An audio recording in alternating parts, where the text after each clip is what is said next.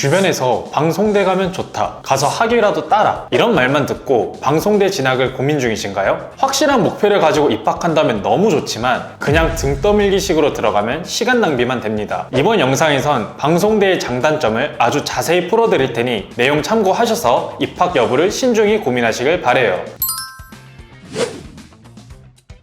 예전엔 방통대라고 흔히 불렸는데 요즘은 방송대라고 불립니다. 이 방송대의 장점 먼저 살펴볼게요.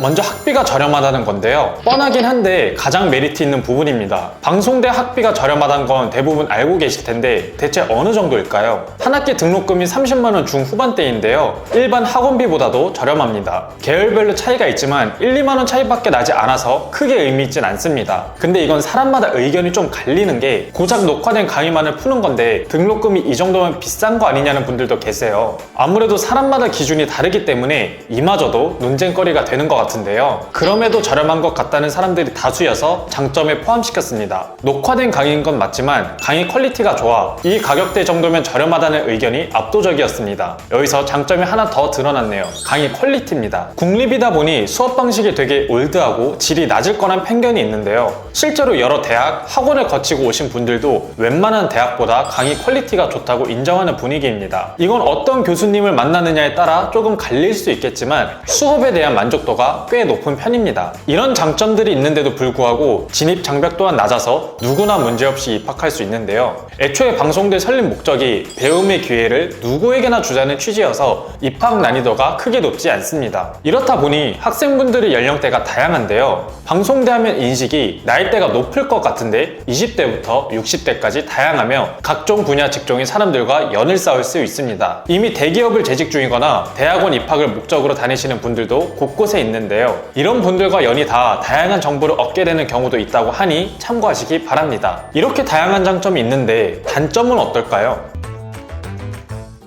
의외로 얘기 많이 나오는 게 졸업이 어렵다는 겁니다. 아까 장점에서 진입 장벽이 낮아서 쉽게 입학할 수 있다고 했잖아요. 들어가기는 쉬운데 나오기는 어렵다. 딱 이렇게 생각해 주시면 될 것 같습니다. 별거 없겠지 하고 들어갔다가 이 정도일 줄 몰랐다며 당황하는 모습을 흔히 볼 수 있는데요. 시험이 어려우니 강제로 공부를 열심히 하게 된다고 이런 점이 오히려 좋다고 하는 경우도 있습니다. 정말 학업에 뜻이 있는 분들이 오셔야 할 것 같아요. 그냥 가벼운 마음에 들어왔다간 졸업까지 5년 이상 걸릴 수도 있다고 하니 신중히 결정해야 되겠습니다.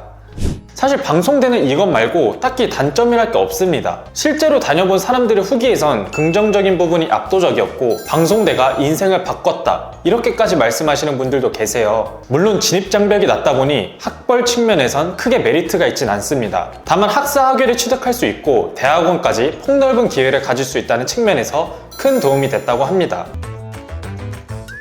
마지막으로 한 가지 팁을 드리자면 방송대를 신입학 1학년으로 들어가면 졸업까지 최소 4년이라는 기간이 걸리는데요. 편입을 이용한다면 바로 3학년으로 들어가서 2년 만에 졸업할 수 있습니다. 단 편입을 하려면 자격 요건이 따로 있는데요. 이 편입 자격을 가장 쉽게 갖출 수 있는 방법이 바로 학점은행제를 이용하는 겁니다. 학점은행제도 방송대와 마찬가지로 온라인으로 강의를 듣고 학점을 이수할 수 있는데요. 난이도는 정말 쉬워서 안 하면 손해입니다. 학점은행제를 63학점만 이수하면 3학년으로 편입이 가능한데 기간이 8개월 정도밖에 안 걸려요. 학점은행제 8개월에 방송대 3학년, 4학년 이렇게 해서 최소 2년 8개월 만에 졸업이 가능한 겁니다. 안 그래도 어려운 방송대 4년 과정을 좀 더 쉽고 단기간에 졸업할 수 있는 거죠.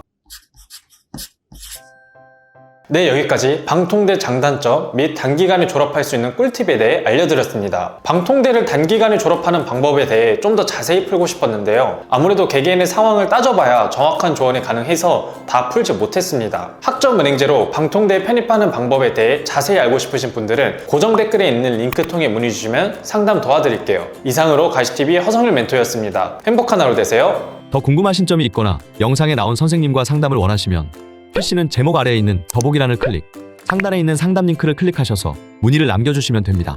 모바일은 화면 아래에 있는 더보기란을 터치, 상담 링크를 확인해보세요. 카카오톡 상담은 댓글에 있는 링크를 클릭하셔서 궁금하신 내용 남겨주시면 빠르게 답변 도와드리겠습니다.